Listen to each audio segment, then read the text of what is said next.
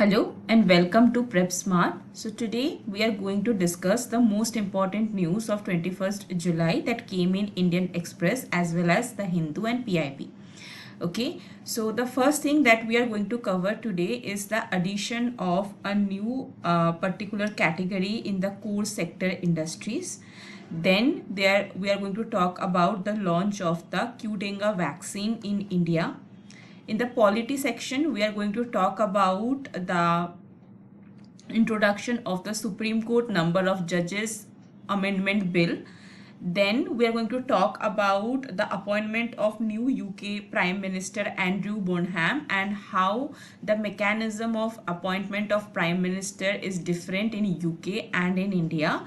And also from today onwards, I'm starting a new topic that is basically in the everyday news, any of the organizations or any of the static part that is coming. So we are going to cover that static in detail. So today we are going to talk about the National Human Rights Commission.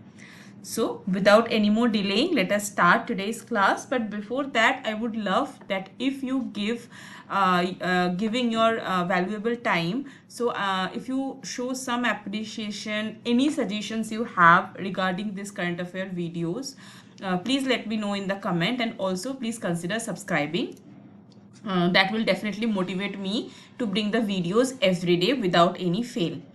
Now, the first topic from this economy section that we are going to discuss about is about addition of a new section in the core industries category.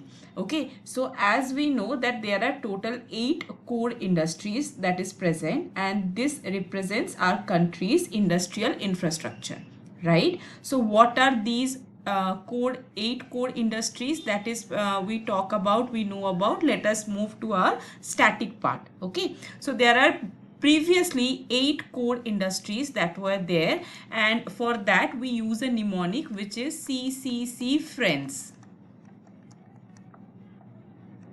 right? Where CCC, that is triple C, C stands for coal, C stands for crude oil, and the other C stands for cement. Then F stands for fertilizer, R stands for refinery products, E stands for electricity, N stands for natural gas, and then S stands for steel. Okay, this is definitely not in the order of highest to lowest. This is just to remember the 8 industries, the 8 core industries, okay, whose weight is measured in weight percentage, so that we can understand that what is the industrial infrastructure output that we are seeing in our country, because together they form the index of industrial production, which we in short also known as the IIP. Now what is in news? The recent news is that there is, apart from these 8 sectors, recently another core sector has been added, and that is, so that is inclusion of the iron ore as the 9th sector added, and it has been seen that the iron ore output jumps to 44%. So basically it has a very high output in the measurement of the performance of the industrial index. So that is why recently it has been added. And also apart from that, another very important news is that the base year of IIP has also been changed. Initially it was 2011-12. Now it has been promoted to 2022-23. Okay, 2022-23. So this is the new base year, and if you remember, the base year of other economical indexes has also been changed recently. So if you remember, the base year of wholesale price index has also been changed to 2022-2023. Then the GDP base year has also been changed to 2022-2023. Only if you talk about CPI, that is consumer price index, please remember, okay, this is different. For CPI, the base year has been changed to 2024.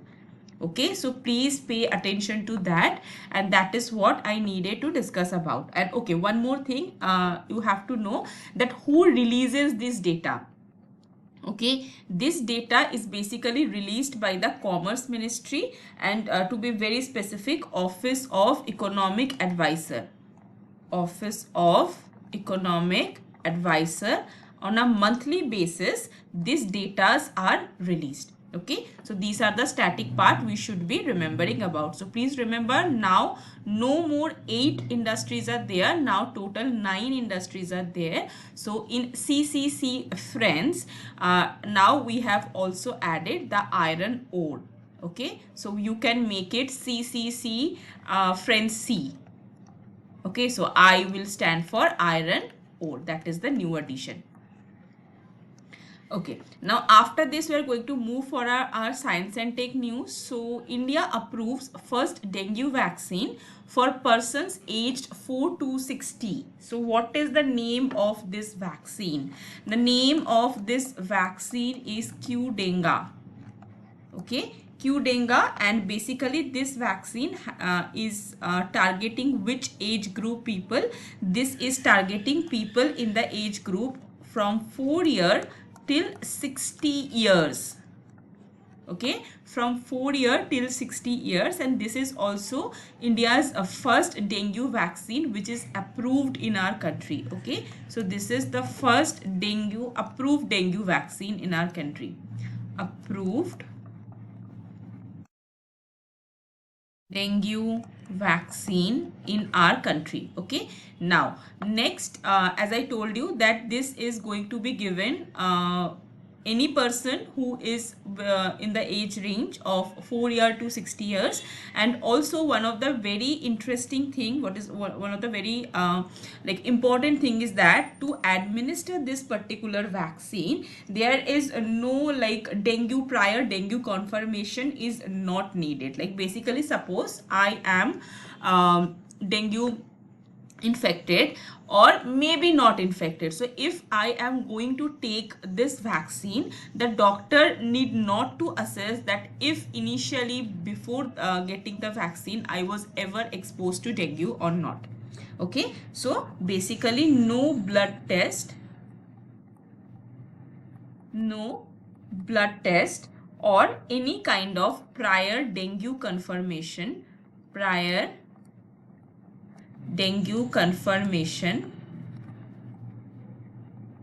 is not needed. Okay, is not needed.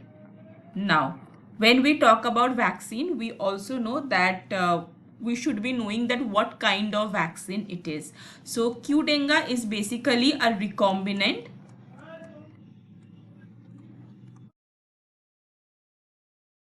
live attenuated vaccine.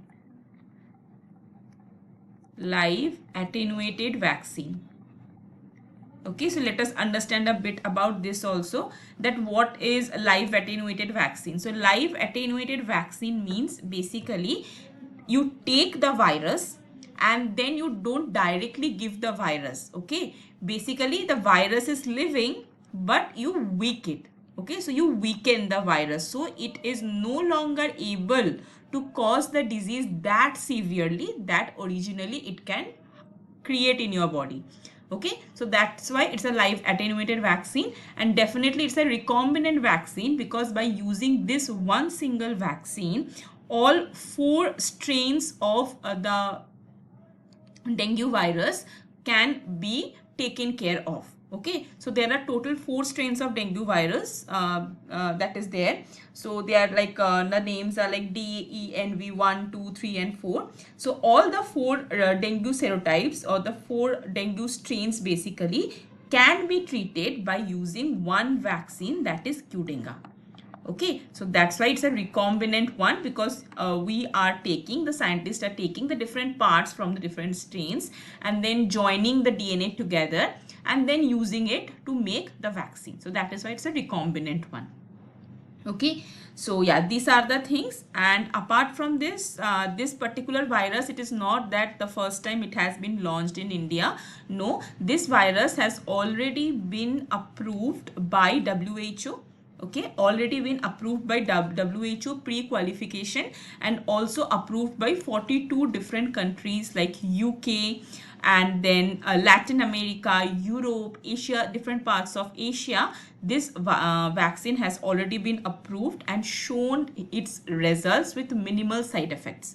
So now that is why CDSCO, that is our Central Drug Standard Control Organization, it is basically an organization that gives license to the drugs, vaccines, this kind of stuff that is being permitted in our country for use of the common people. Okay, so now CDSCO has approved India's first dengue vaccine, strengthening national dengue prevention efforts, because if we know that in terms of mosquito related diseases, India has globally the burden of around 1/3 such instances.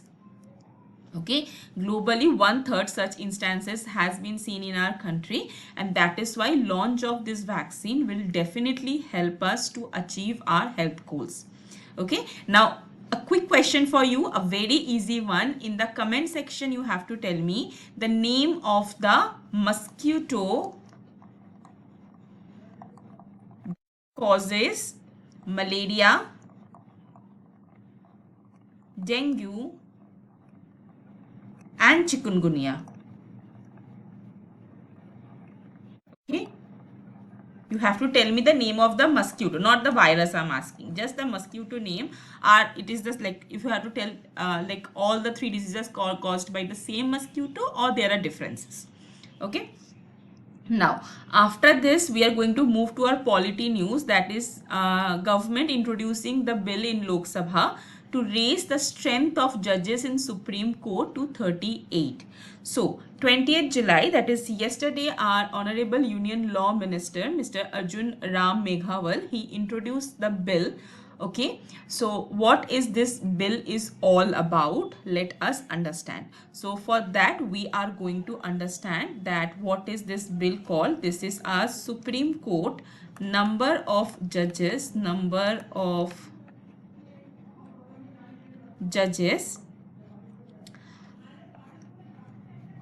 bill. Okay, so basically what has happened, this is not that this bill has been introduced for the very first time. Basically this bill is being introduced to replace the ordinance that was introduced in the May this year. So on 16th May this year, an ordinance has been introduced to increase the number of Supreme Court judges from 33 to 37, excluding our Chief Justice of India. Okay, so if you include Chief Justice of India, then the number will increase by 1. So with Chief Justice of India, the number will be from 34 to 38. Okay, so if you get the question, please read the statement very carefully. Don't jump, okay, I know this, I read this. No, see if the number is saying about including Chief Justice of India or excluding Chief Justice of India. Okay, so 16th May this ordinance was introduced, where they have talked about increasing the number of Supreme Court judges from 33 to 37, excluding Chief Justice of India. Now in order to give this ordinance the convert it into the act, they have now proposes the bill. Now which particular act they have to amend if they want to amend this particular number of judges in our country. So for that they have to change one particular act, which is the Supreme Court number of judges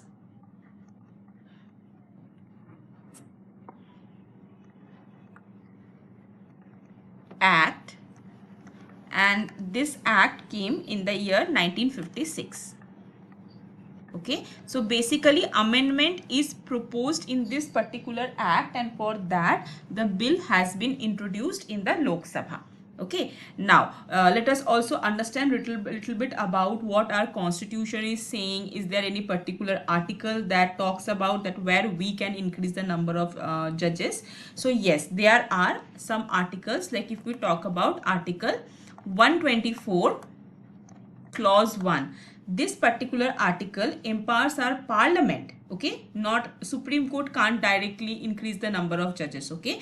For that, the parliament must be introducing a bill, and then after the bill converts into an act, then only the number of judges can be increased. So through the article 124 of our constitution, the parliament can increase the number of judges by law, and that it is not that first time this has been happened.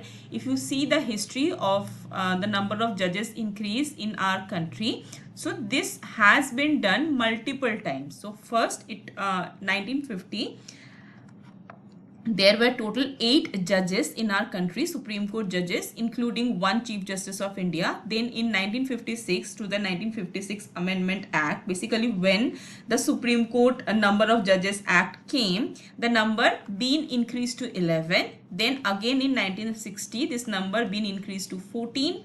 Then 77, it has been 18. In 86, it has been 26.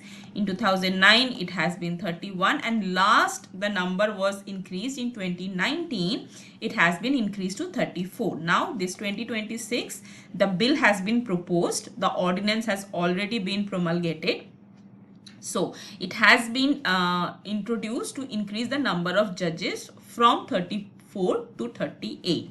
Now, the question comes that why it is needed to increase the number of judges. We know that there are huge number of pending cases on our country's judiciary, and also recently many articles are coming up about the recession or the long leave that is there in our judiciary system, irrespective of so many pending cases that are there. So basically, the increase in the number of judges will allow the Supreme Court to function more efficiently, right? And obviously the process will be fast paced. So that is why to ensure the speedy justice, this particular amendment has been proposed. Okay, so yeah, this about this particular amendment. Hope you have understood that what is your Supreme Court number of judges bill, and also please remember this particular article, that is article 124 clause 1, which empowers the parliament to increase the number of judges by proposing a bill or the amendment to the act. Okay, what is the act? Supreme Court Number of Judges Act 1956. Okay, one more question here I want to ask you. So suppose here through this particular act, the number of judges will be increased from 34 to 38. So from where all the expenditures, like the salary of the judges and where they will be present, and all the additional employees we need to appoint in the Supreme Court, all these expenses basically will be charged upon which particular fund of India? Please let me know in the comment section. Is it Consolidated Fund of India or Contingency Fund of India, or is there any other such funds from where this has been charged upon? And also please let me know, can the parliament discuss upon this particular expenditures, and they can vote upon in these expenditures? Please let me know that. Okay, now after this, the next news that we are going to talk about, it's current affairs, which is basically, we know that recently the Prime Minister of UK, basically Keir Starmer, he resigned from his post, and now after his resignation, the new Prime Minister of UK has been appointed, and his name is Andrew Bonham. Okay, so that is important for our SSC exams are coming, and all other state level exams also, banking exams also. This information could be very important for your static point of view, right? Like one single information can give you 1 or 2 marks depending on which examination you are appearing. So the new Prime Minister is definitely Andrew Bonham. But what is more important for us to know in terms of polity is that what is the difference in the selection process of Prime Minister in UK and in India.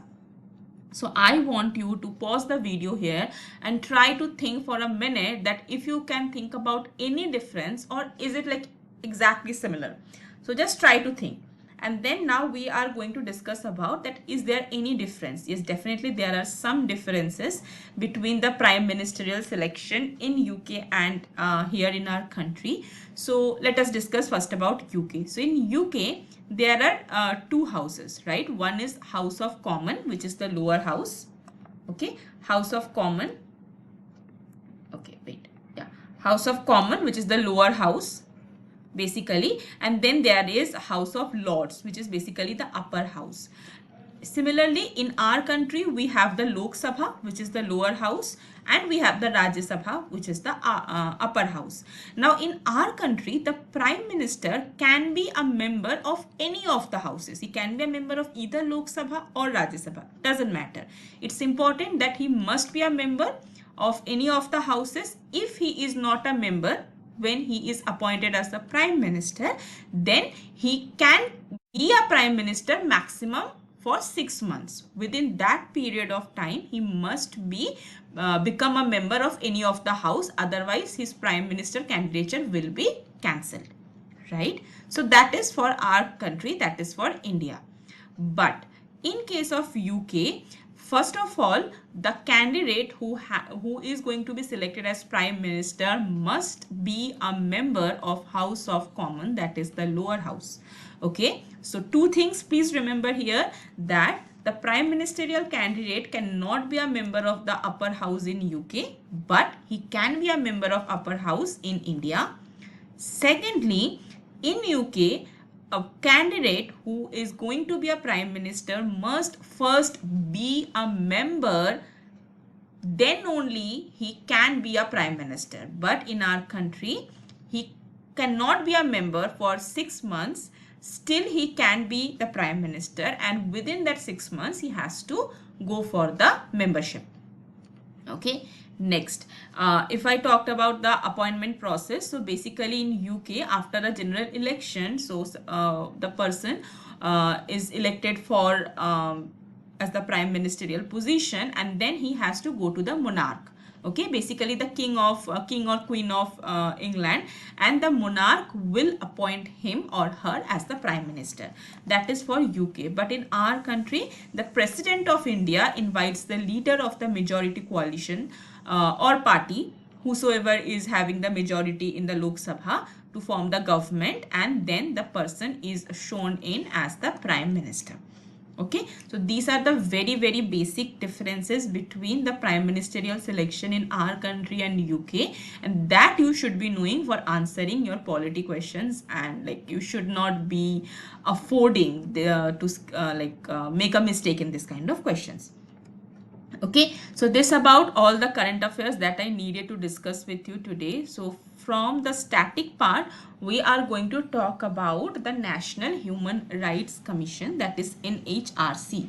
So if we talk about the National Human Rights Commission, first of all, you have to tell me that is it a constitutional body or is it a statutory body, because it's a very important organization from our polity portion, right? So NHRC is definitely a statutory body. That means by there is no article mentioned to establish this organization, but there are laws based on which basically Protection of Human Rights Act, PHRA, based on which this particular establishment was been formed. So based on PHRA Act, Protection of Human Rights Act. Okay, so this thing please remember. Next, after the statutory body, next we have to understand that what is the composition and what is the appointment procedure, what is the tenure of the members. So first of all, we have to understand that there are if we talk about the chairperson, who is the chairperson of NHRC? The chairperson of NHRC can be either Chief Justice of India or any judge from Supreme Court. Okay, judge from Supreme Court. No, not any other person, either Chief Justice of India or judge from Supreme Court. And also there are 5 full-time members. 5 full-time members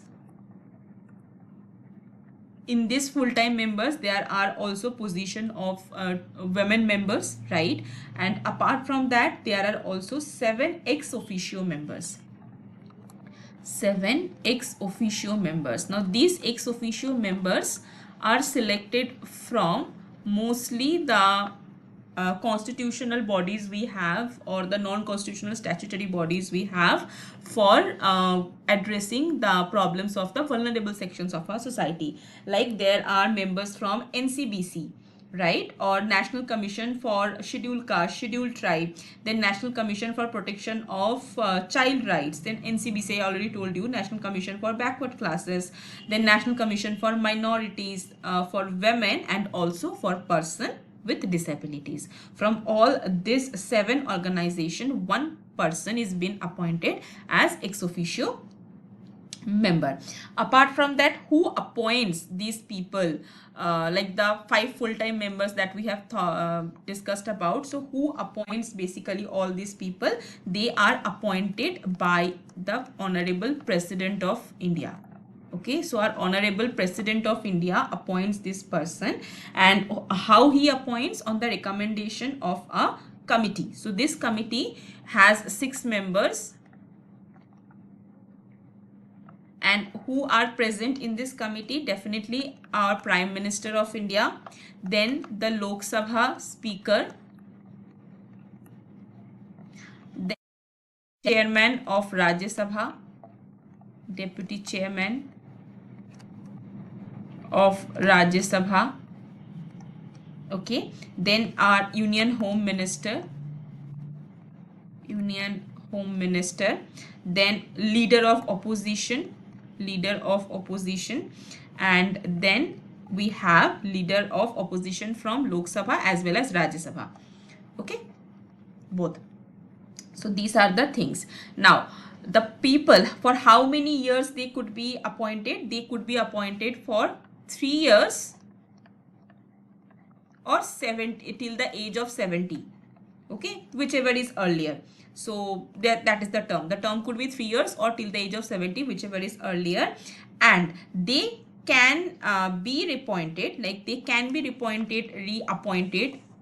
Reappointment is possible in NHRC. Yes, that is very much possible, but you cannot get further appointment. Further appointment is not possible in any other governmental organization.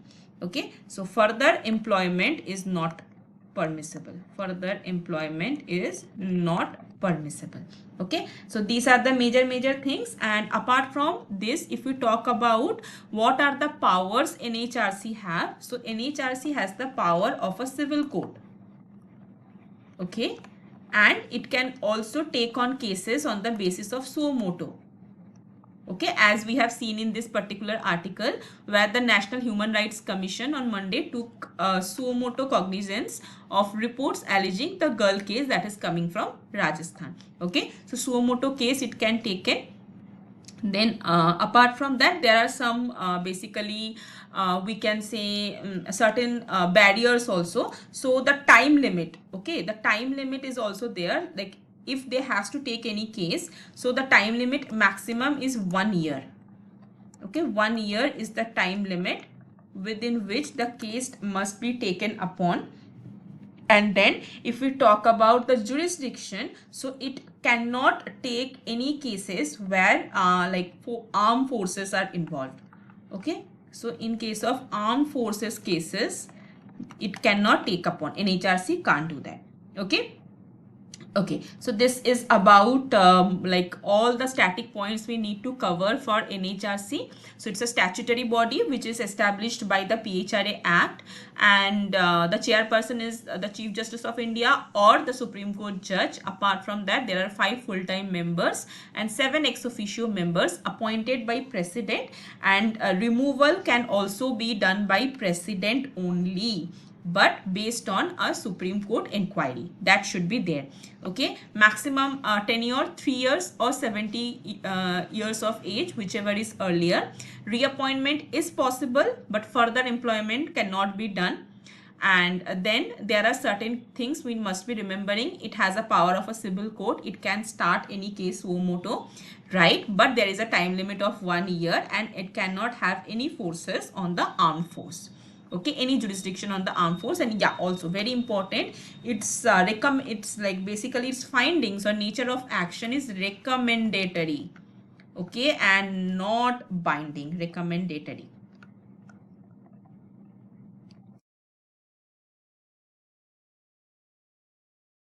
Okay, so if you cover this much and like this way every day, so this your burden before the exam will be much eased, and you can easily solve the questions. Okay, so I hope this sections is going to help you in the upcoming days. Please let me know if I should add this discussion of one of the static part at the end of the current affairs discussion or not. I will be waiting for your suggestions in the comment section.